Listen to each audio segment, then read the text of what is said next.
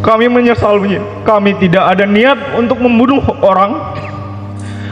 Semua terjadi karena terdesak, keselamatan terancam. Isak tangis oknum TNI pembunuh bos rental. Kami tidak niat membunuh, semua terjadi terdesak. Oknum TNI Angkatan Laut, AL, pembunuh bos rental, Kelasi Kepala, KLK, Bambang Apri Atmojo menangis, mengakui penyesalan telah menewaskan Ilyas Abdurrahman. Penyesalan itu dikatakannya dalam sidang kelima dengan agenda pemeriksaan saksi dan terdakwa di Pengadilan Militer 208 Jakarta, Cakung, Jakarta Timur, Senin, 3 Maret 2025. Bambang mengaku tak ada niatan untuk membunuh. Dirinya mengakui kala itu tidak berniat melakukan kejahatan. Namun Bambang mengaku saat itu dirinya berniat membantu rekannya, yakni terdakwa 3 Sersan 1 Rafsin Hermawan yang tengah mencari mobil. Bambang juga menyebutkan saat kejadian orang tuanya baru saja meninggal dunia, mengutip YouTube Kompas TV. Kami paham kehilangan sosok ayah. Karena pada saat itu orang tua kami juga baru 20 hari meninggal dunia. Dan malam itu niat kami bukanlah untuk membuat kejahatan, hanya membantu mencarikan rekan kami mobil dan untuk menghilangkan kesedihan dalam hati kami. Makanya kami bersedia ikut. Ujar Bambang. Bambang mengucapkan penyesalan atas perbuatannya yang berakibat hilangnya nyawa Ilyas. Bambang mengakui meletuskan tembakan dari senjata api yang ia bawa lantaran merasa terdesak.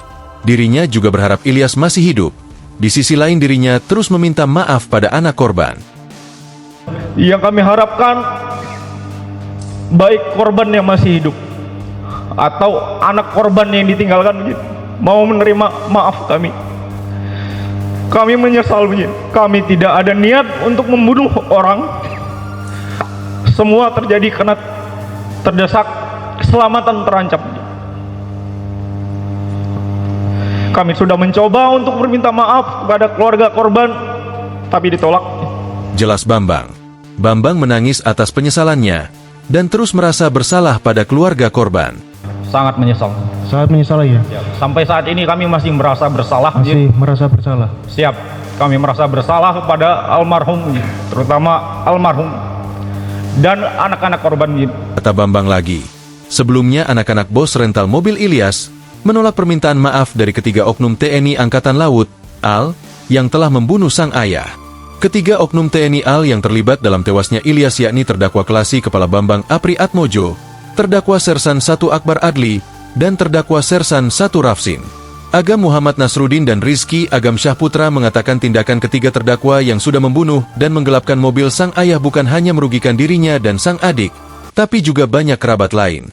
Download Tribun X sekarang, menghadirkan lokal menjadi Indonesia.